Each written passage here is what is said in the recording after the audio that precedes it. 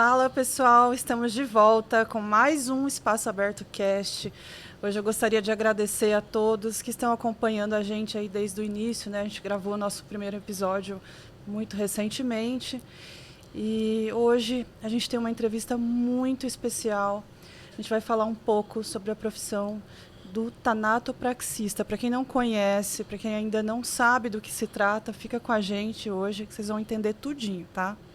E se você gosta aqui do nosso conteúdo, se inscreva no nosso canal e também, né, siga lá nas redes sociais, o Instagram, @espaçoabertocast.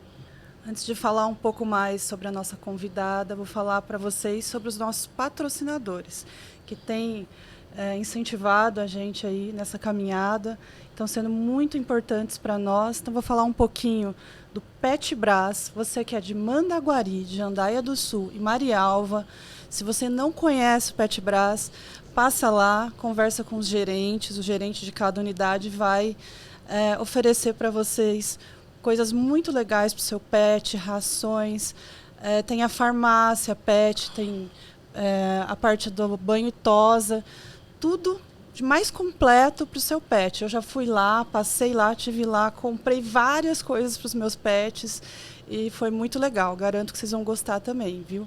Fica com a gente aqui, acessa o QR Code na tela e vocês vão poder acompanhar o Instagram da loja e conhecer um pouco mais também sobre eles. Falar também da DMJ Produções, que atua no mercado musical aí, oferecendo um suporte completo para os artistas, com foco em ética e profissionalismo. DMJ Produções, música do meu jeito. Se você deseja ser um patrocinador aqui do Espaço Aberto Cast, ter sua empresa divulgada, ter sua empresa, seu negócio, seu produto, entre em contato aqui com a gente, viu? Entra em contato pelo nosso Instagram, @espaçoabertocast, ou pelo nosso e-mail, espaçoabertocast@gmail.com. Isso aí, gente. Então, hoje, agora sim, né, vou apresentar a nossa convidada, que é a Josi Oliveira. Ela que é tanatopraxista e viralizou, né, com muitas entrevistas, muitos cortes, aí onde ela explica o dia a dia dessa profissão, a ética sobre esse trabalho. Eu não sabia muito sobre essa profissão até então, até você ter essa exposição e mostrar uma parte tão, como eu posso dizer, tão humana disso tudo. Eu ainda não tinha conhecimento, acredito que muita gente também não tinha tanto conhecimento disso, né? Então a Josi vem se destacando, mostrando passo a passo dessa profissão, mostrando esse lado. Então hoje a gente recebe ela aqui com muito carinho. Obrigada, Josi, por ter Eu que agradeço. Eu que agradeço pelo convite. Eu estava aqui olhando você falando, né? Muitos podcasts que eu vou pela primeira vez, o pessoal fica, eu não consigo falar tanatopraxia, né? Eu sempre vou, não, só você treinar. Tanatopraxia. Mas, assim, algumas pessoas não conhecem pelo nome, porque a gente, na realidade, ao longo do tempo, o pessoal do pós-morte, recebeu muitos apelidos, né?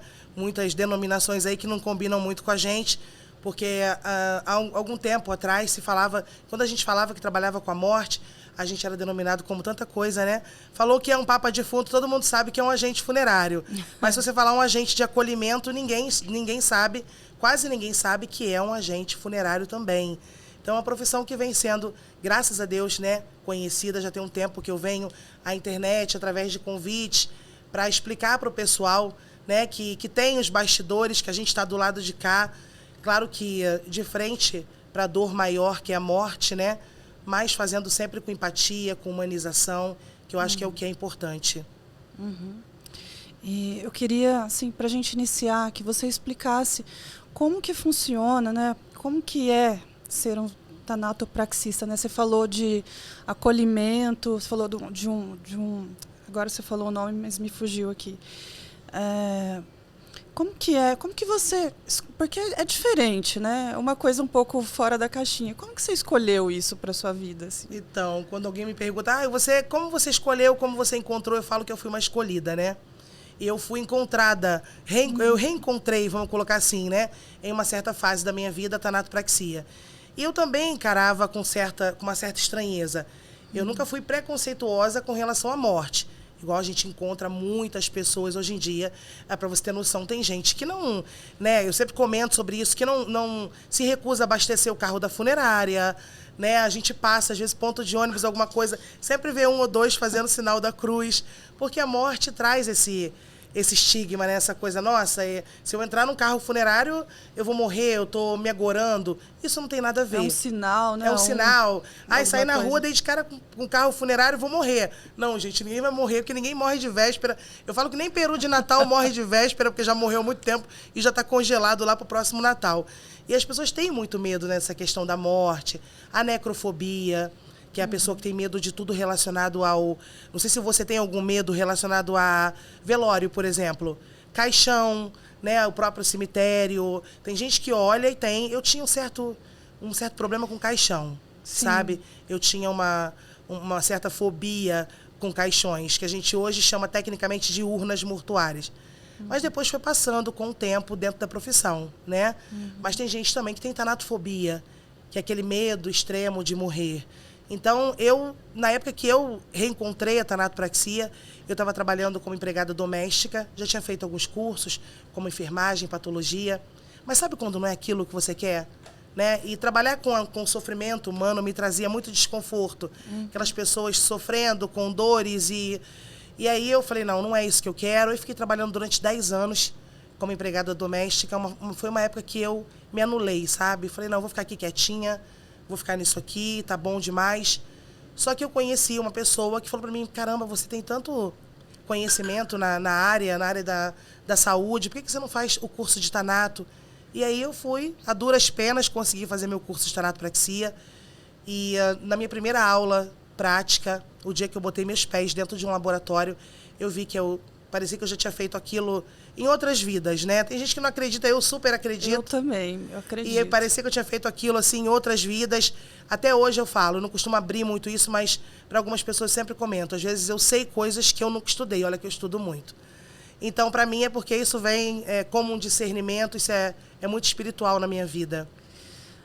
Falando disso, né, de outras vidas, então, provavelmente você está realizando a sua missão de vida mesmo, né? E provavelmente já vem com todo esse conhecimento, né, se eu posso dizer assim, porque acaba sendo natural, né? Você vai fazer coisas e é totalmente fluido e natural, né? Sim, até mesmo a forma de conseguir chegar até as pessoas, né? Quando eu comecei a fazer a gravar vídeos e colocar no TikTok, por exemplo, eu falei, nossa, as pessoas vão me odiar, né? Porque eu falo de um assunto que ninguém quer falar. Né? Hoje você chega para uma pessoa, você fala, você tem plano funerário? Deus me livre, cruz credo, para que eu quero plano funerário? Não, você tem que ter plano funerário, porque a morte pode chegar, você não tem R$1 no bolso, aí você tem um plano funerário, porque isso é a coisa mais certa que a gente tem, Isa, que a gente vai morrer. Sabe? Tudo que a gente gosta, que a gente quer, pode mudar daqui para ali. Né? Eu posso descer a escada rolante aqui e mudar a minha ideia de hoje. Caramba, eu ia no laboratório hoje, à noite, não vou mais, eu vou direto, vou descansar. Tudo pode mudar. Agora a morte não. Em um momento, né, eu falo que é dia e hora para nascer, dia e hora para morrer, e a gente vive esse intervalo. E eu tinha muito medo de assustar as pessoas, sabe? Falei, nossa, as pessoas vão me odiar, gente. Surge uma mulher do nada falando da morte, e foi o contrário. E é por isso que eu acho que é uma missão de vida, né? Eu tive umas situações na minha vida onde pessoas chegaram para mim e falaram assim, olha, eu tenho uma coisa para te falar. Depende da religião, né? Uma revelação, uma intuição.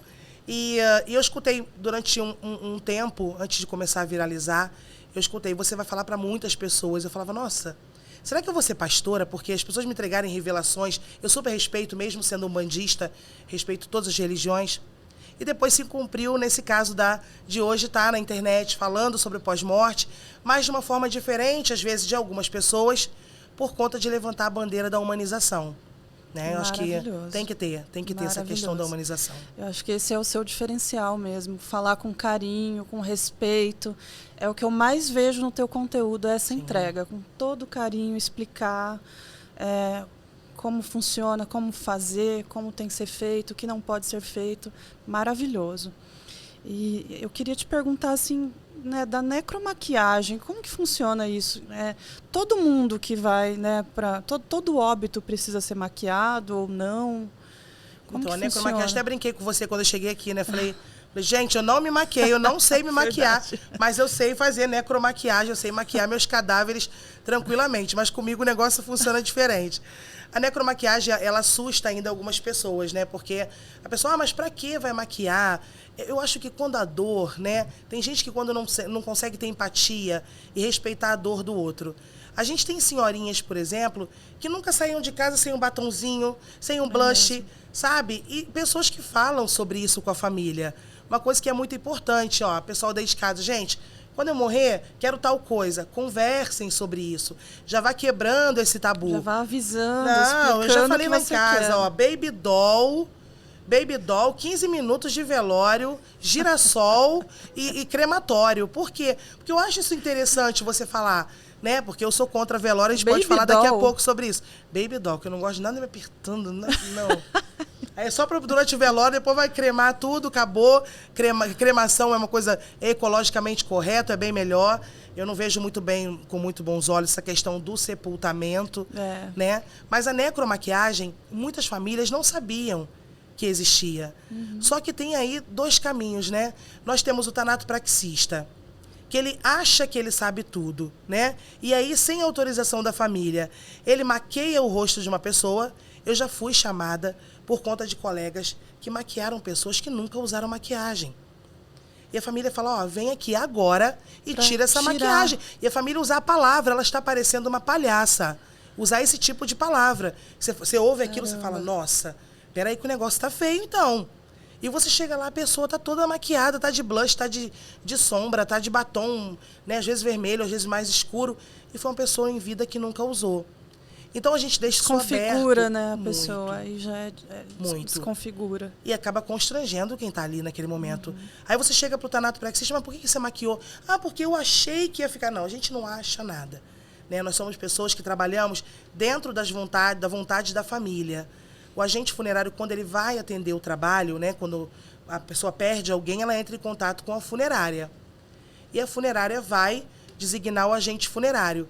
E ele vai estar em contato com a família. Ele vai saber como era aquela pessoa em vida. Né? Olha, ela gostava de maquiagem. A senhora sabia que a gente passa uma maquiagenzinha? Às vezes a família fala, nossa, vocês passam. Não, a gente passa. A senhora quer mandar o batonzinho dela? E a gente explica só que vai entrar num ambiente contaminado e que o ideal é não devolver essa maquiagem. Depois vocês descartam. A família mesmo doa. Fica na nossa maleta, nós temos uma maleta sim. dentro do laboratório, todas contaminadas, que a gente diz porque está num local onde a gente tem, né? Utiliza somente nos óbitos. Exatamente. Né? E aí a gente tem a questão de pintar as unhas. A gente pede para dar uma limpadinha na sobrancelha, só não corta cabelo. Mas quando a família precisa, a gente chama uma pessoa que a gente tem, ele vai no laboratório, ele corta o cabelinho, tudo bonitinho, do jeito que a família pede. Eu já vou avisando, pode arrumar meu cabelo assim. Isso, tá na estética isso, gente. Já é outra área. Estados Unidos já estão fazendo unha, botando unha, né?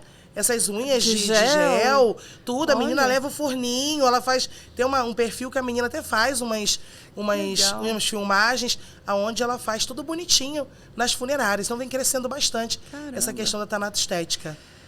Né? Se a pessoa é vaidosa e, de repente, em vida, nunca quis ser vista, né? Exatamente. De uma maneira... Então, também em morte, provavelmente, né? E no caso, a gente falou aqui da necromaquiagem, mas a restauração facial é muito diferente disso? Usa produtos muito diferentes? Como que funciona? Então, na realidade, quando a gente tem, por exemplo, uma pessoa que sofreu um acidente, né, aí teve algumas lacerações, alguns cortes no rosto, vamos supor que seja uma mulher evangélica, que nunca usou maquiagem, mas teve ali alguma perda de tecido na pele. Aí a gente vai chegar para o agente funerário ou para a própria família e falar, olha, eu vou até fazer a restauração, mas na finalização eu vou precisar usar maquiagem, porque a gente usa uma massa restauradora. E ela é branca, né? Essa massa, quando ela seca, ela faz o preenchimento como se fosse a pele. E ela adere à maquiagem. Então, a gente sempre explica para a família, olha, teve uma perda facial aqui, a gente vai precisar fazer uma restauração, uma sutura, e a gente vai precisar maquiar, né, para que vocês possam se despedir. Então, na restauração também vai mais obrigatoriamente a necromaquiagem do que em um corpo que não tem nenhuma imperfeição no rosto. No caso, essa massa que você falou, ela funciona só para o rosto ou se tem uma perda assim no braço, alguma outra... Vocês também usam isso ou são outras coisas? A massa a gente pode colocar, Isa, aonde tem partes que ficam aparentes durante o velório. Na mão pode se colocar, de repente se tem uma perda muito profunda ali, a gente pode preencher. Agora, se for no braço, se for um local que não vai aparecer, aí a gente tem uma outra técnica que o pessoal em casa até assiste meus vídeos e fala: por que você estava passando um plástico filme, né? Alguns chamam de papel filme, chamam de plástico filme. O envelopamento, né? O envelopamento. Que você fala. É, né? que o pessoal fica muito curioso. Quando tem um caso de idoso, né, ou acidentados, que tem ali uma perda de pele muito grande, de tecido, a gente faz esse envelopamento para que não haja nenhum tipo de extravasamento, que a família não fique, né, vendo aquilo ali acontecer, sem poder fazer nada. Isso acaba detonando com esse momento que a família precisa passar, né, que é o último adeus. Interessante, você falou extravasamento, né? Estava vendo ali teus vídeos e vendo o quanto você utiliza essas palavras, né, com cautela, com cuidado mesmo, para não falar coisas que, por exemplo, não sei o que outras pessoas poderiam falar no lugar de extravasamento, mas eu imagino que... Nem te conto o que falam por aí. Eu imagino que sejam coisas bem grosseiras. Eu vou fazer as comparações para você. Você que não é da área, né, que não tem nada a ver com a área do pós-morte, você imagina uma pessoa chegar para você... Deus me livre e guarde, tá? Só uma suposição. Você perde um ente querido e a pessoa vai falar do estado daquele corpo para você, né? Ali ela está apresentando extravasamento de líquido, que é nada mais, nada menos do que a proliferação de bactérias, que é natural acontecer isso depois da morte. Então ali tem um acúmulo de gases. E esses gases, conforme vão passando as horas, eles vão, né, muito mais rápidos. Né? Exatamente. E vão sendo produzidos com mais velocidade. E eles começam a empurrar os líquidos em direção ao nariz e à boca. Então, não sei se você já presenciou algum velório, o pessoal de casa já deve ter presenciado um velório onde está ali escorrendo um líquidozinho na boca, um líquido no nariz. Não, eu, pessoalmente, às vezes o ente querido vai lá, enxuga, sabe? Nem faz ideia que ali tem uma quantidade de micro-organismos que são nocivos à saúde. Então, no momento que você enxuga ali, ou com aquela toalhinha, aí vai lá, daqui a pouco chora, passa a toalhinha no olho, né? Bota aquela mão na boca para roer uma unha. Então, isso é muito perigoso. É até legal a gente falar sobre essa questão. Isso que extravasa seria o necrochorume ou ainda não? Ainda não. O necrochorume já é um subproduto da decomposição, né? Então, dependendo da patologia, nós temos aí bactérias altamente resistentes. Até alguns vírus também têm uma resistência muito maior. Exatamente. Não é o caso de ficar limpando com lencinho. O pessoal, posso beijar? Bom, gente, eu sei que não é recomendável. Complicado falar sobre isso. A última vez que eu falei sobre isso, uma seguidora colocou assim: você fala isso? Que eu falei: olha, eu não respeito a dor, mas não aconselho beijar, porque principalmente se não fez tanato, né? E aí a seguidora botou assim: mas você fala isso porque não foi seu filho, não é seu filho. Eu falei: nossa, gente, que comparação é essa? Me fizeram a pergunta, estou respondendo tecnicamente. E aí há esse extravasamento, né? E o profissional vai chegar para falar com a família sobre o procedimento de tanato, por exemplo, que evita, né, que isso aconteça durante o velório, durante uma viagem longa. E ele vai falar, ele fala para a família: não, porque ele está inchado, ele está vazando, né? Ele está fedendo, ele está roxo. Nossa. A humanização entra exatamente aí, sabe? E conhecimento de termo técnico. Em qualquer profissão, a gente tem que ter conhecimento dos termos técnicos, né? Se eu ver vocês conversando aqui, eu não vou entender muita coisa. Estão falando de comunicação, não é minha área. Mas eu vou ficar no meu primeiro momento, perguntar: Isa, o que significa? Você pode me explicar? Né? Mas sabe que você falando isso me lembra uma situação que aconteceu comigo agora. Meu pai faleceu tem 1 ano e pouco. Ai, sinto muito. Foi uma situação um pouco difícil para mim de lidar. E aí... eu super mal ali no velório, né? Chegou uma senhora e olhou para mim e falou assim: nossa, como ele tá diferente. Aí eu fiquei brava. Eu falei: claro, ele tá morto. Desculpa, né? foi muito desagradável, assim. Claro que ele estava diferente, né? Tipo, é o óbvio do óbvio, a pessoa que ficou doente. A morte muda muito a fisionomia também da pessoa. Mas é um comentário totalmente, né? Sim, eu chamo isso de piniqueiro, né?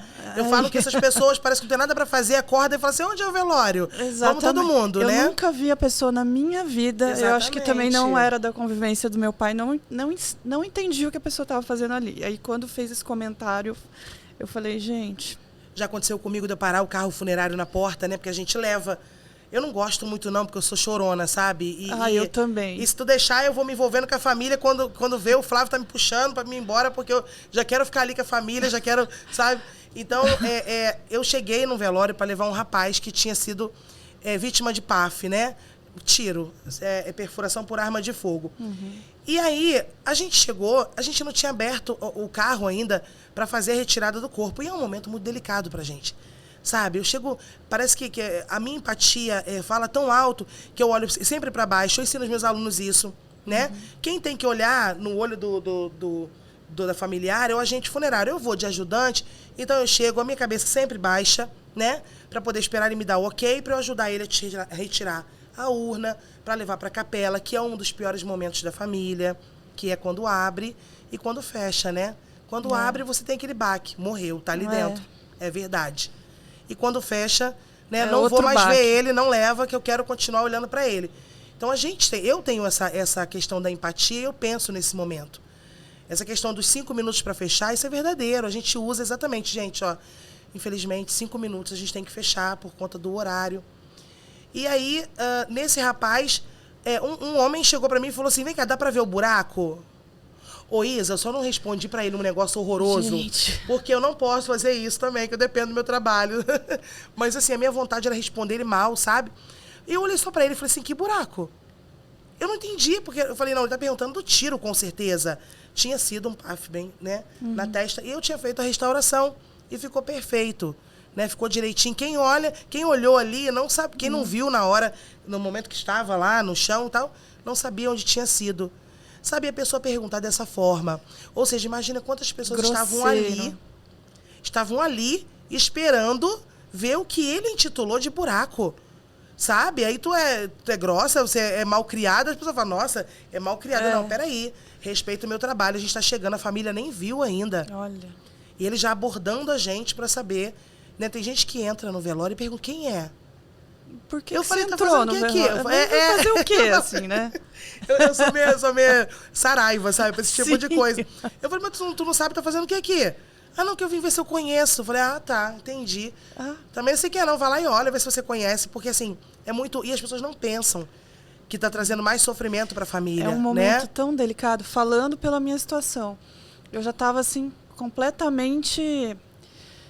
eu já tinha chorado horas, eu tinha viajado daqui de São Paulo até o interior do Paraná para ver meu pai. Não tinha dormido, não tinha comido. Parece uma viagem eterna, né? Eu estava tão morta quanto meu pai ali naquele momento. Uhum. E aí a pessoa chega e fala isso. E nem me falou, olha, meus sentimentos, né?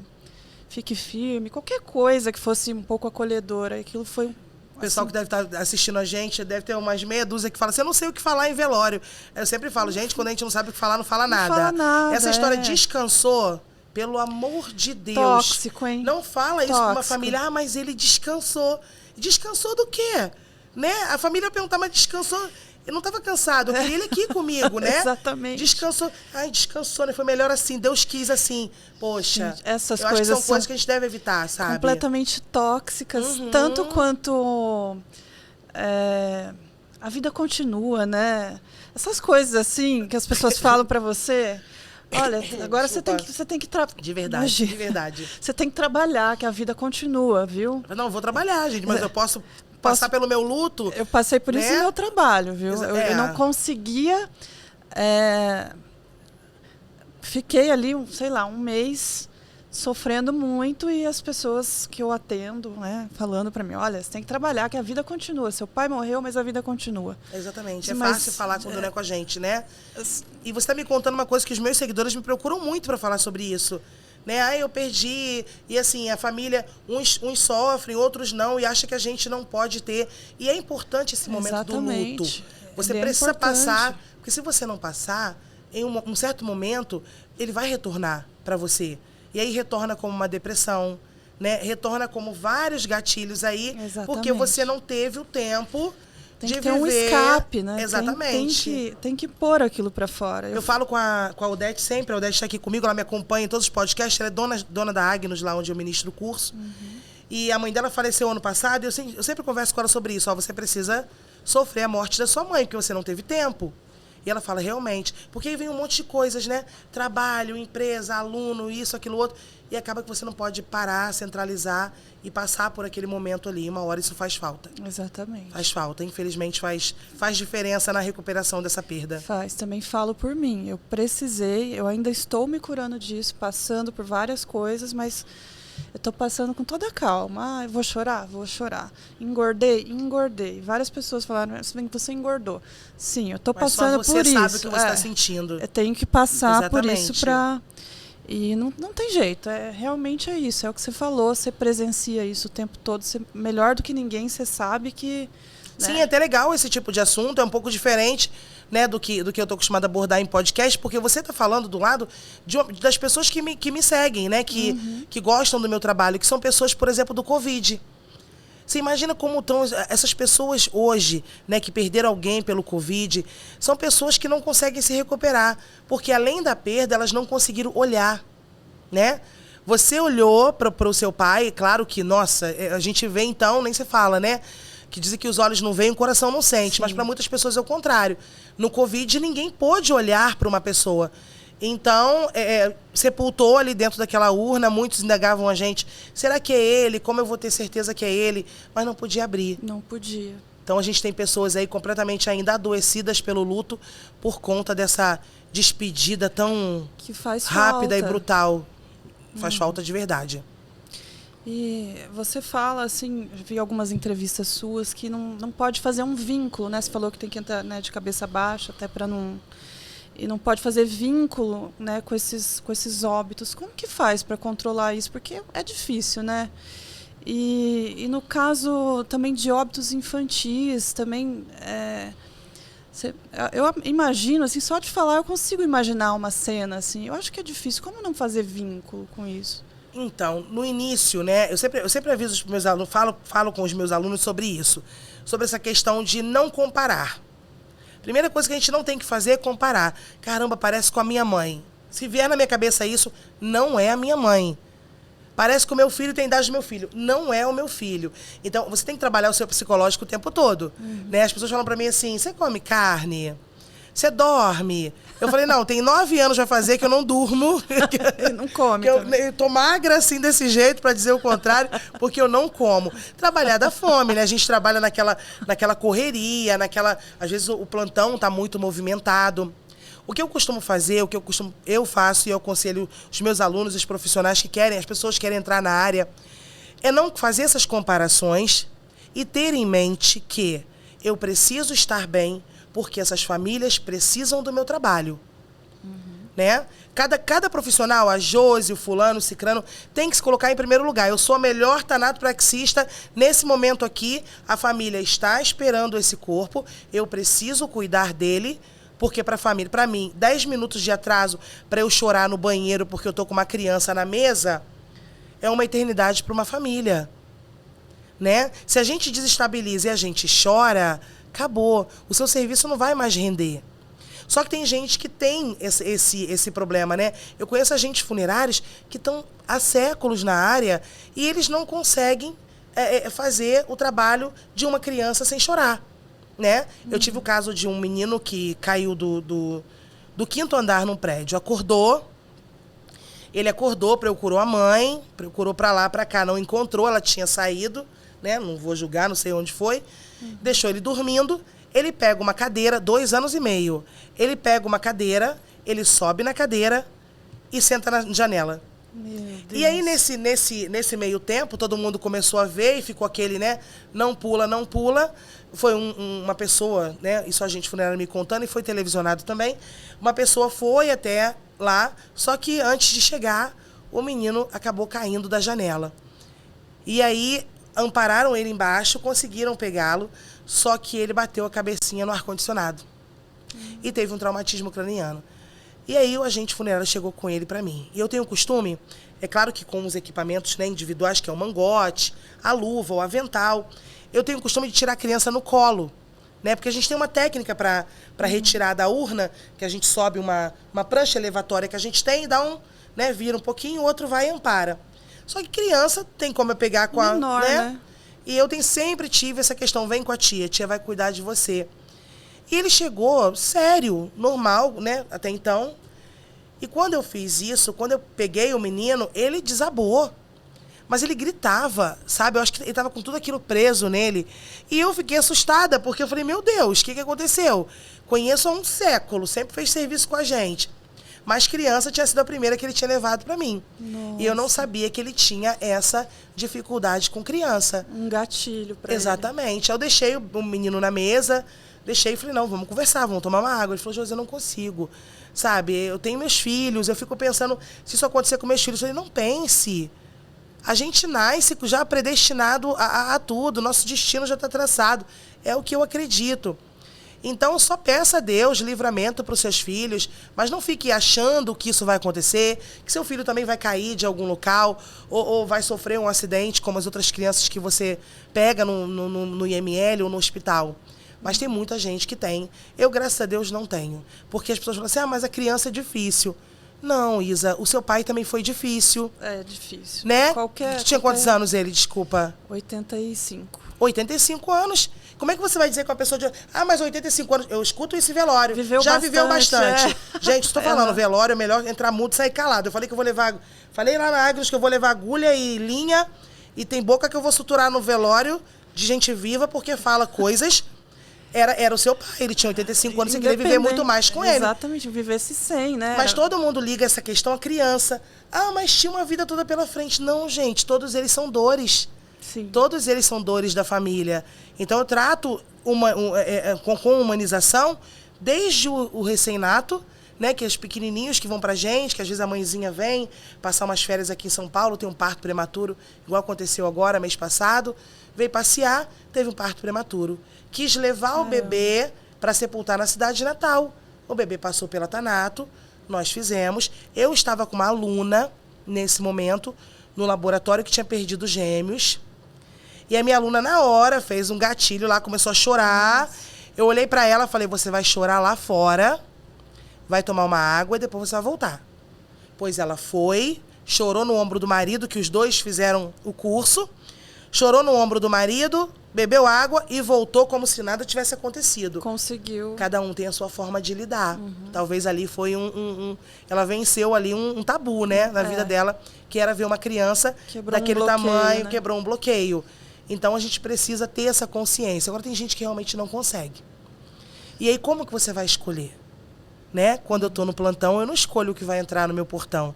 A gente não escolhe o que vai entrar no laboratório. Então tem que ter um equilíbrio aí muito grande. É onde o pessoal pergunta, você dorme? Durmo pra caramba.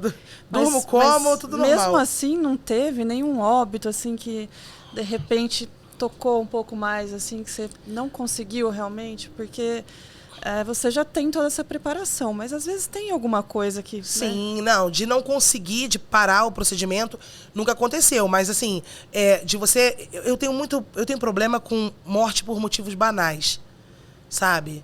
E eu tenho falado que hoje está tão difícil que se alguém tropeça no seu pé, você tem que pedir desculpa, sabe? Porque você, sem querer, estava com o pé ali, aonde aquela pessoa resolveu passar. Então, assim, a gente vê muitas mortes quando o agente funerário conta pra gente, né? Então a gente fica sabendo de muita coisa, porque a gente não tem muito contato com a família. O agente funerário, que de vez em quando ele vem com a carga completa e, não, isso aí, aconteceu isso, sabe? Mas tem, assim, eu preparei o corpo de um colega, trabalhava com a gente, trabalhava fazendo translado, né? E aí ele veio a óbito foi uma coisa assim, banal, sabe? Consertando o carro dele e sem querer o carro andou, ele foi entrar no carro rápido para puxar o freio de mão, a porta bateu no poste, fechou. No que ele está correndo, ele vai lá e bate a cabeça, o rosto naquela porta. E ele foi lá para Agnus, eu não queria tratar ele. Nossa. Só que a família praticamente me obrigou, assim, né? No bom sentido, não, por favor, cuida dele. A gente confia no seu trabalho. E assim, foi bem difícil. Esse procedimento eu fiz e a lágrima no olho, porque eu tinha vontade o tempo todo de falar para ele, cara, levanta daí. Sabe? Vamos fazer o que a gente sempre fazia, fumar um cigarro, tomar um café. Levanta, porque tá ruim ver você aí nessa mesa. E teve o caso do Naim, né, que a gente tratou lá. E o Naim conhecia nosso trabalho, gostava do nosso trabalho, a gente estava, sempre que podia, estava junto. E quando o Naim veio a óbito, o corpo dele foi para lá também, passar pelo procedimento... Do Naim Cantor? Do Naim Cantor. Nossa, e a questão da escada, foi um acidente doméstico? Foi um acidente doméstico. E ele tinha, né, um corte na testa, ali por conta do próprio tombo e tudo. A gente fez, né, a restauração, a equipe toda estava lá, eu estava lá, o Flávio. E ele sempre falou para mim e pro Flávio, eu quero que vocês cuidem de mim. Né? Eu quero assim, eu quero caixão no chão, eu quero camisa de time. Exatamente. Nossa, que lindo Eu isso. quero meus filhos se despedindo de mim e tal. E a gente fez. Do caso dele, além de ter tido, a gente tinha um certo contato quando estava em São Paulo, porque eu sou do Rio, né? E eu venho para ministrar o curso. Ainda tinha a questão dos helicópteros e tudo, e o pessoal no portão da clínica, sabe, apressando e toda aquela euforia, né, da morte dele. Então, foi um procedimento que a gente teve aí que centralizar bem, botar nosso eu ali, sabe, e o profissionalismo na frente para conseguir fazer. Caramba, imagino, deve ser difícil, né? Sim, sim. Não por ser só uma pessoa que você conhece pessoalmente, tem uma amizade, mas também é uma pessoa conhecida do público. Né? Existia ali uma certa pressão, né? Assim, do tipo, já está pronto, já está indo para a Assembleia, tanto que para levar também foi uma, sabe, teve que ter escolta e tudo. Caramba. Então foram coisas que a gente precisou ali centralizar de verdade.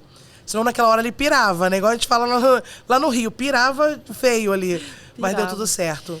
E teve alguma situação, assim, de você encontrar alguma coisa, algum objeto em um óbito, alguma coisa na boca da pessoa? Porque eu já ouvi falar histórias, assim, né, que isso acontece, né? Acontece muito, né? Na realidade, muitos profissionais da área, né, do pós-morte são assediados para fazerem certos tipos de coisa. Essa é a verdade. Só que cabe a cada um que vai fazer, né? Eu acho que se eu sou uma pessoa empática, eu não gostaria que enfiassem nada na minha boca, no português, claro, nem na boca de um familiar meu. Eu não vou fazer isso com o amor da vida de alguém, com o ente querido de alguém. Mas acontece, infelizmente. E comigo, o que já aconteceu assim foi nome. Se você já chegou a ouvir eu falando, acho que vídeo eu não fiz, comentei em algum lugar que eu fui sobre essa questão do nome na boca, né? A gente, quando recebe um corpo, a gente tem que analisar todo ele, principalmente se não tem nada na boca, como algodão, porque vem do hospital, e lá eles fazem um tamponamento simbólico. E aí, durante umas 3 vezes, quando eu fui para tirar, eu tirei, né? Já tirei nome, já tirei foto. Eu tirei uma que foi uma foto de um casal e tinha várias cruzes, assim, de cabeça para baixo, feita a lápis, sabe? Feito a lápis. E aí eu fazia o quê? E é um trabalho isso? Eu acho que é um trabalho. Eu só não sei pra quê. Eu nunca tive curiosidade de perguntar. A pessoa pode até deixar no comentário aí, gente. Depois eu vou fazer questão de ler. Quem for né, quem souber aí, porque é um trabalho, com certeza. E eu não acredito que seja uma coisa boa. Porque se a gente parar pra pensar, um cadáver seca. Né? Ele entra em decomposição, ele atrai... cruzes feitas ali, alguma coisa... Ele atrai fauna cadavérica. Exatamente. Ele atrai fauna cadavérica, ele vai atrair bichos ali peçonhentos, né? Lacraia, escorpião, barata. Uf. Barata, então, nossa senhora. É por isso que eu não quero ser sepultado. Deus me livre de barata. 500 mil baratas que saem numa exumação, você não tem noção. Ai. E aí a pessoa pergunta, mas o que você fez com o nome e tal? Bom, eu eu trabalho no laboratório, então não estou na funerária. O que eu fiz? Peguei o nome, coloquei, das vezes que eu peguei nome e foto, e sempre coloquei dentro de uma luva e entreguei ao agente funerário. Falei, isso aí estava na boca do seu óbito, tá? Agora eu não sei de onde veio. Se veio da funerária, se aconteceu no hospital aí com o pessoal que fez o preparo do corpo. Caramba, e acontece, Isa. Falta de respeito, a gente não pode ser hipócrita falando, não acontece. E tem gente se vendendo por qualquer coisa, sabe? Só que essas pessoas não têm medo da lei do retorno. Aí depois viram, mas todo mundo que trabalha com a morte fica louco ou vira alcoólatra. Não. Todo mundo tem a lei do retorno, né? Toda ação gera uma reação. Você fez uma coisa boa, igual a pessoa pergunta pra mim, quando você morrer? Falei, confio na lei do retorno. Eu trato todos eles bem, tenho certeza que Papai do Céu vai colocar uma pessoa abençoada na minha vida, na minha morte, até na minha vida não, na minha morte, para cuidar de mim ali naquele momento, né? Para fazer o que for preciso. Mas a pessoa, quando judia, joga de qualquer jeito, puxa pelo cabelo, pratica atos com o corpo, abusa de corpos, porque simplesmente tem prazer em fazer aquilo, que é a necrofilia, né? Hoje tem sites aí que vendem essas fotos, vídeos. Se você for no laboratório, sabe, a hora que você quiser ir visitar, pode ir. Se for lá, você vai chegar... Qualquer óbito que a gente tem em cima da mesa, eles estão com as partes íntimas tampadas. Porque eu não admito os meus cadáveres ficarem nus de qualquer forma, né? Ali pode entrar qualquer pessoa, né? Expostos. Ali pode entrar agentes funerários, que a gente trabalha com várias empresas, né? Ali pode entrar o próprio familiar, pode invadir o ambiente na hora do desespero. Ele pode invadir aquele local e ver o ente querido dele daquele jeito em cima da mesa. Já aconteceu comigo de um pai perder um filho, né, assassinado, e ele invadiu o laboratório. E se a gente entrasse na frente, acho que ele tinha batido na gente, ele entrou igual uma bala, sabe? E ele se jogou em cima do filho dele, o filho dele todo cheio de sangue. A gente tinha acabado de colocar na mesa para começar o procedimento. Era um corpo necropsiado, mas ele não queria saber, Isa. Ele estava sofrendo, né? Então a gente tem que sempre que pensar nisso. Mas por que você cobre? Porque pode sim chegar alguém aqui querer filmar, entra com uma câmera escondida ou sei lá com o quê. Coração dos outros é terra que ninguém pisa, né? E aí eu acho que a minha obrigação é proteger. Até o momento que eu entrego eles novamente para a funerária, que é quando eu falo com eles, vai com Deus que a sua família está te esperando. E ali eu apago. Tanto que tem...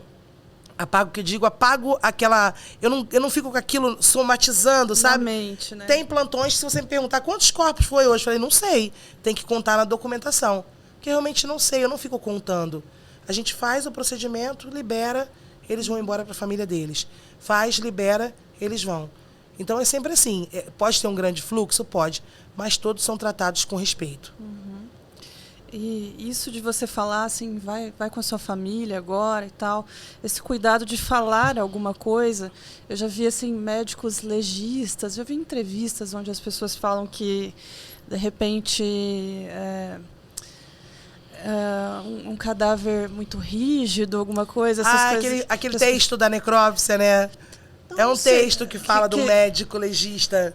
É muito bonito. Que é só eu não sei, esse eu vou ter que pesquisar, mas que só conversar, que aí a pessoa vai mudando a fisionomia, isso existe mesmo? Então, esse texto que pega um pouquinho do que você falou, ele diz que um professor, né, ele foi sequestrado e foi morto, né, e foi encontrado 15 dias depois, né, enterrado, estava sepultado, não estava enterrado mesmo, né, em posição fetal. Aí o texto conta, que é muito bonito, que ele foi levado para o IML e ele tinha uma fisionomia, além da posição fetal, ele tinha uma fisionomia muito carregada, muito pesada, né, de sofrimento, de dor. E os médicos legistas, eles não podem rasgar as roupas. Por quê? Porque as roupas fazem parte da investigação. E tinham 2 médicos legistas tentando tirar a roupa dele, não estavam conseguindo. Que ele não era nem para estar rígido mais com esse tempo todo que ele tinha, né? Mas tudo depende do fator climático, então cada corpo é um corpo. E aí um terceiro médico chega para eles e fala, olha, deixa que eu faço isso. Eu vou retirar as roupas dele sem precisar rasgar. Porque eles queriam, de qualquer forma, pegar qualquer indício, né, ali para usar como prova naquelas roupas. Né? E aí o médico começa a conversa falando para ele, é um texto lindo, começa a conversa para ele, olha, fica tranquilo, a sua família já te encontrou, eles não te deixaram em nenhum momento, o tempo todo eles te procuraram, e aí ele vai conversando, né, e dizendo para aquele óbito que daqui a pouco ele vai estar com a família dele, que ele já foi encontrado, e aí o texto diz que ele começou a amolecer. E aí o médico vai e consegue tirar a roupa dele, né? Os outros 2 médicos legistas ficam assustados e o médico consegue tirar a roupa dele sem ter que rasgar depois de ter falado com ele. Então, essa questão de conversar, as pessoas me perguntam muito sobre isso. Mas você conversa com o cadáver? Assim, Isa, eu converso, mas não é uma coisa o tempo todo, Não porque é às vezes sempre. não dá. Uhum. Eu estou em um laboratório trabalhando, né? Às vezes eu estou com alunos, mesmo se eu estiver sozinha, eu estou com um corpo na mesa, eu tenho mais 2, 3 corpos para entrar na mesa, que eu preciso fazer o procedimento. Agora, tem uma coisa que eu não abro mão de fazer, eu peço licença. E as pessoas perguntam, mas para que pedir licença? Às vezes debocham, né? Ele está na sua frente, ele não sei o que, essas bobeirinhas assim. Falei, não, eu peço licença, porque Deus fala que o nosso corpo é um templo. Se um corpo é um templo, ele é uma casa. Se ele é uma casa, ninguém entra na casa de ninguém sem pedir licença. Invadir, né? Exatamente. Então eu peço por conta disso. É um respeito que eu tenho espiritual com esses corpos que passam pela minha mesa. Eu acho que isso é importante. Agora, já teve situações de eu conversar e a coisa fluir. Sabe aquele plantão que para? Tipo, é como se eu chegasse aqui hoje e nada funciona. A câmera para, tudo para, e acontece isso em alguns óbitos, principalmente pessoas que praticam autoextermínio. Que vem, eu sempre falo que a energia é bem diferente. Para quem tem uma sensibilidade energética, Você vê a que energia, vem uma energia é diferente. densa. Muito. É. E mês passado aconteceu da gente receber um rapaz que praticou autoextermínio e ele, simplesmente quando ele chegou, parou tudo. A minha bomba aspiradora parou. Meus alunos que estão aí assistindo, que estão assistindo a gente, sabem. A minha bomba aspiradora parou, a minha bomba injetora parou, o meu esgoto começou a dar refluxo. Eu falei, vem cá, o que está acontecendo? Sabe? Aí eu não sou de alarmar ninguém, não gosto disso. Eu saio, eu faço a minha oração, a minha prece. Sabe, para que os meus amigos, né? Eu acredito muito nos meus amigos espirituais, aqueles que estão nos hospitais. Desculpa, aqueles que estão nos hospitais, aqueles que estão aqui, que eram radialistas, comunicadores. Peça sempre ajuda para eles, independente de, não sei, sua religião, mas pede para você ver. Um dia peça. Sabe, quando eu estou de frente para alguma coisa que eu não sei fazer, eu falei, vocês estão aqui. Vocês eram tudo tanato-praxista, embalsamadores, chiquérrimos antigamente, e vocês vão me ajudar. E tem os de luz que vêm para buscar ali, né? Tanto que a nossa oração do tanato-praxista, tem um pedaço dela que pede para Deus, para que ele desligue os laços, caso ele ainda não tenha desligado. Né? Porque eu acredito muito na energia. Eu acredito muito que aquela energia ainda fica pairando ali durante um tempo naquele corpo, sabe? E às vezes quando eu sinto dificuldade, eu peço para eles, para esses nossos amigos espirituais, para vem me ajudar, leva, se tiver aqui ainda, né? Tenta fazer com que ele faça a passagem para eu poder fazer o meu trabalho, que eu também tenho horário, eu preciso trabalhar, porque às vezes para tudo, assim, é incrível. Eu converso com outros tanatopraxistas que falam, Josi, realmente. Então cada um tem uma sensibilidade, né? Cada um tem uma forma de tratar. Já aconteceu de eu não estar conseguindo fazer uma restauração, a massa não secava, a massa restauradora não aderia, e eu chegar e falar, pelo amor de Deus, me ajuda, eu não sei mais o que fazer. Sabe? Então, aí sim, aí eu converso. Mas não é aquela coisa o tempo todo, não, sabe? De ficar de trelelé, que aí eu já acho que é um pouquinho de deboche. Sim. É só nos momentos que são precisos mesmo. Uhum. E você já recebeu, assim, alguma psicografia, alguma coisa, alguma mensagem? Já chegou a receber? Então, essa questão da psicografia... a mensagem em si, psicografia não, né? Eu denominei até há pouco tempo que eu tinha recebido a psicografia, depois eu me liguei que psicografia era escrita, né? Eu até estive na casa do... Ai, meu Deus, do Chico Xavier. Nossa, eu vi as psicografias dele. Entrei na casa do Chico Xavier igual uma carpideira, saí de lá desidratada. Eu chorava tanto naquela casa. Gente, quem não foi, vai. Porque é maravilhosa. Eu tenho vontade também de mas vá. O filho dele vai te tratar... super bem, trata todo mundo super bem. Mostra a casa inteira, inclusive a mesa que ele fazia sessões. E aí eu sentei na cadeira do lado da cadeira do lado da cama que ele faleceu, né? As pantufas dele tá lá, as boinazinhas dele tá tudo penduradinha. Ele deixou, assim. Perfeito. Caramba. E o que aconteceu comigo foi de uma seguidora que me procurou. E foi uma das histórias que mais me impressionou, sabe, assim, porque ela me procurou dizendo para mim que ela tinha tido uma conexão espiritual com alguém, que ela não era ligada a mim.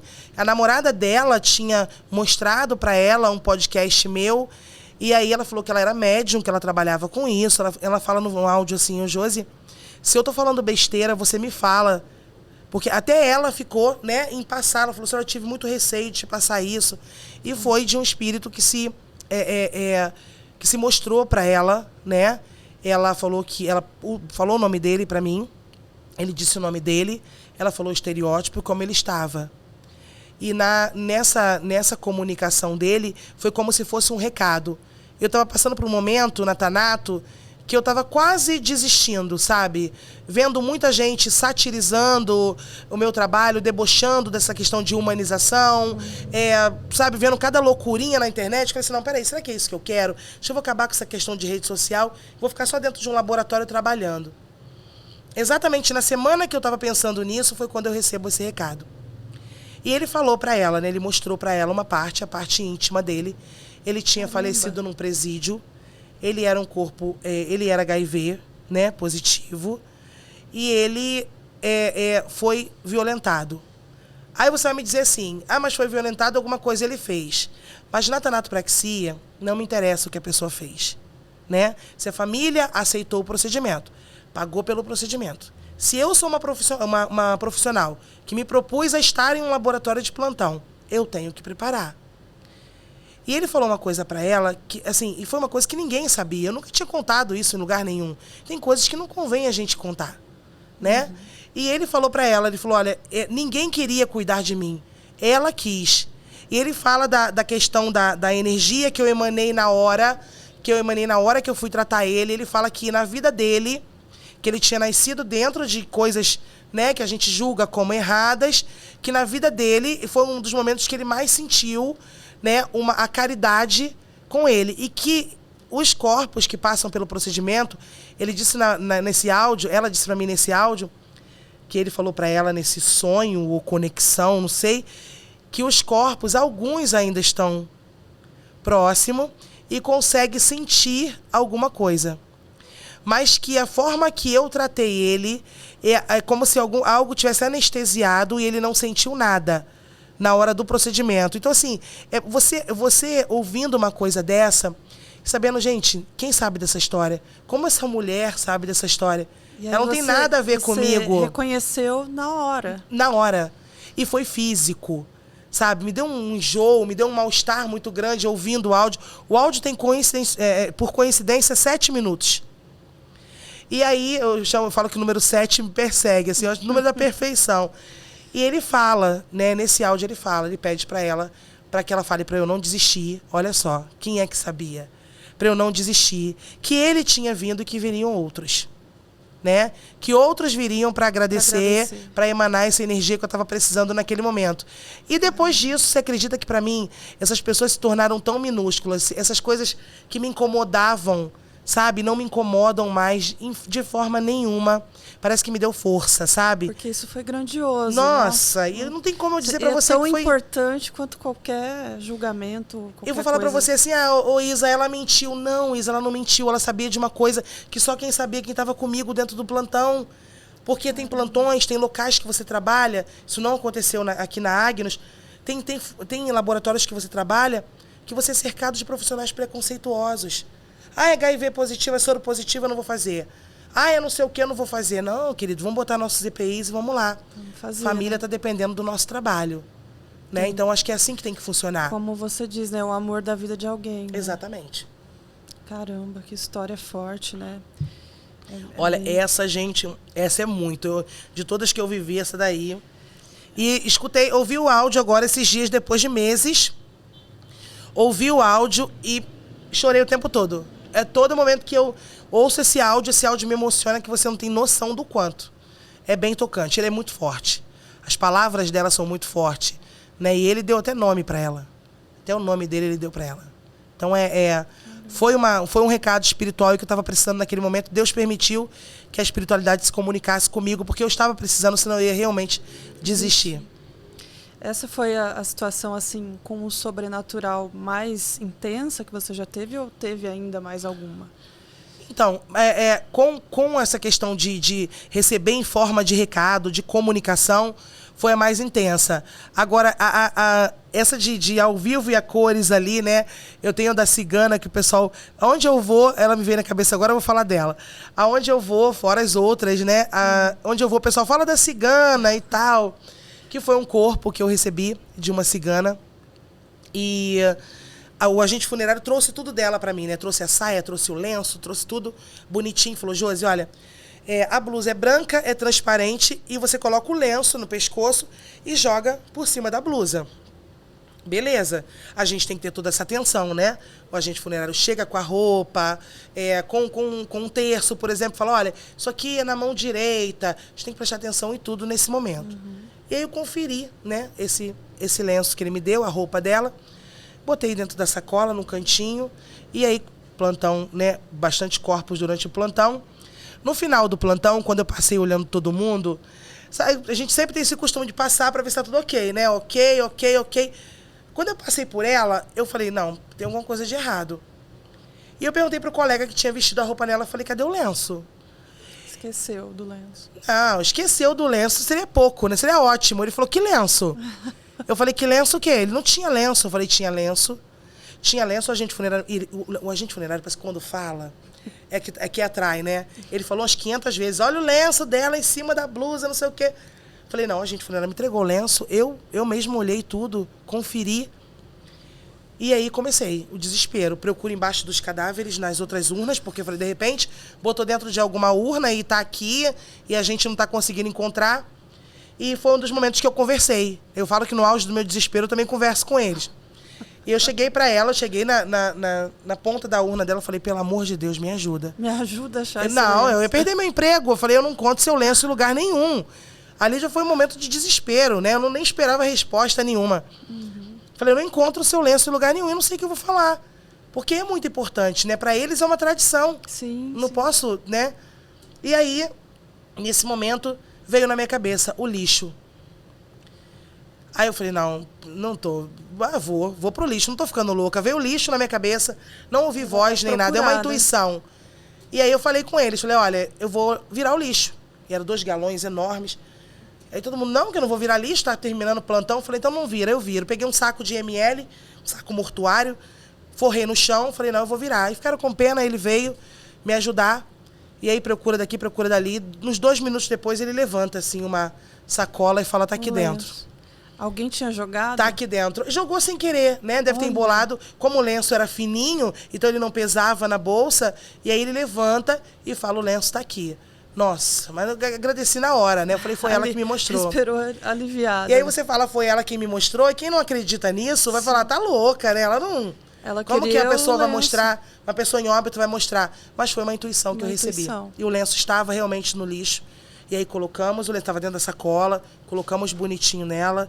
E fiz da forma que a família queria, graças a Deus. Graças a Deus. E deu tudo certo. Verdade, deu tudo certo. Josi, queria... estamos chegando aqui, né, ao final da entrevista. Queria ouvir de você aí suas considerações finais. Queria que você falasse mais um pouquinho aí sobre a sua história. Deixa as suas considerações finais aí para o pessoal. Então, eu quero te agradecer. Obrigada. Eu vi algumas vezes seus olhos brilhando aí com o assunto, né? Não é um assunto fácil, principalmente você que perdeu alguém agora, né? Agora que eu digo, porque não tem essa de tempo, mas já passou um ano. Não, né? Já passou para mim, que estou fora do... É individual, exatamente. Eu sempre falo isso. Então, para o pessoal que está passando por isso, o pessoal em casa que está passando por uma perda, que ainda está sofrendo, eu aconselho, leiam, estudem sobre as fases do luto. Ajuda muito vocês conhecerem as fases, saber identificar em que fase vocês estão, né? Para que procurem ajuda para isso, porque não é nada fácil. É uma dor que parece que não vai ter fim nunca, né? Eu converso com muitos familiares que falam, Josi, tem horas que eu acho que eu vou desistir, mas eu fico vendo seus vídeos, assistindo seus vídeos, fico pensando que alguém tratou ele com carinho. Então é isso que importa, né? Eu acho que isso que é o interessante, você conhecer sobre, para você se curar, né? Se curar dessa dor. O pessoal que quiser conhecer meu trabalho, pode falar o Insta? Claro, por favor. Botou lá, instrutora Josiane Oliveira, vai aparecer. Se botar no Google, vai aparecer tudo, gente. Instagram, TikTok, Facebook. E a gente tem curso aqui em Taboão da Serra, São Paulo. Eu ministro o curso em Taboão da Serra e na Bahia também. onde eu venho formando profissionais, graças a Deus, a maioria aí no mercado de trabalho, profissionais empáticos, né? Que sabe como cuidar bem do amor da vida de alguém. E é isso que eu sempre peço a Deus, que o que não quiser mais se aperfeiçoar, que dê espaço para quem gosta realmente dessa profissão, né? Para quem quer propiciar esse último adeus, porque as pessoas falam muito, Isa, que a gente dá dignidade a uma pessoa. Não, a gente não dá dignidade. A gente tem por obrigação preservar a dignidade que essa pessoa sempre teve. Que ela já tinha, né? Então eu não posso dizer para você, eu vou cuidar do seu ente querido porque eu vou dar dignidade. Não, eu tenho que preservar e da melhor forma possível. Lembrando, pessoal, em casa, que algumas pessoas confundem muito, né? Ai, ela romantiza. Você sabe que me falam que eu aliso o defunto? Te falam tu isso? sabe isso, que algumas pessoas intitulam assim. Mas sabe o que eu acho que é isso? É uma pobreza de espírito, né? Uma ignorância. Acho que a pior pobreza Nossa. é de espírito. É aquele ser humano que não quer mais avançar, que está estacionado ali, né? Se acha maduro demais para aprender, então está prestes a apodrecer, né? Então, eu não aliso defunto, como falam, não gosto desse termo. Tenho que engolir isso, né? Porque se eu for ficar retrucando... Muito. Muito. Se eu for retrucar todo mundo, vai ficar muito difícil. Então, humanização, não é romantização, tá? A gente não consegue romantizar a morte. Não tem nada que diga que a morte é romântica. Ela não é. Ela não é, mas você pode tratar com respeito. Só quem já perdeu alguém, né? Alguém que ama, pode dizer que não tem nada que romantize isso. Exatamente. A humanização, um exemplo de humanização é o que a gente começou a falar que chamou sua atenção, né? Ao invés de eu chegar para você, não, porque ele está vazando, está extravasando líquidos corpóreos por conta dos gases. O nosso procedimento vai propiciar que vocês se despeçam com tranquilidade na medida do possível. Então isso é humanização. Né? Eu tratar o outro como eu gostaria de ser tratado. Exatamente. Naquele momento difícil. Fora isso, tá tudo ótimo, adorei, obrigada pelo convite. Queria te agradecer, Josi. Olha, eu fiquei muito feliz, né? O Raul que fez a ponte aí. E já era um sonho para a gente entrevistar você também, então a gente ficou muito feliz. A gente sabe o quanto seu trabalho é importante, o quanto é muito importante para as pessoas entenderem isso tudo que você está falando. Se trata de vidas, né, do amor da vida de alguém, do pai de alguém, da mãe de alguém. E como é importante saber que essa pessoa foi bem cuidada, mesmo nesse momento. Acho assim, maravilhoso. Queria muito agradecer. E fiquei muito feliz mesmo pela entrevista. Obrigada. Que bom, que bom. E quero deixar mais uma vez aqui nossos agradecimentos ao pessoal que está assistindo a gente, os nossos patrocinadores, o Pet Bras e a DMJ Produções. Aproveitando, quem estiver assistindo essa entrevista hoje, se você tiver interesse em ter seu podcast, se você gostaria de ser um apresentador também, fala com o Raul aqui do RFN Audiovisual, que com certeza ele vai te trazer uma boa proposta e vai te garantir um desconto se você vier através desse vídeo, se você disser que estava assistindo, tá? Fala com ele e a gente se vê em breve, né, no próximo episódio. Até mais.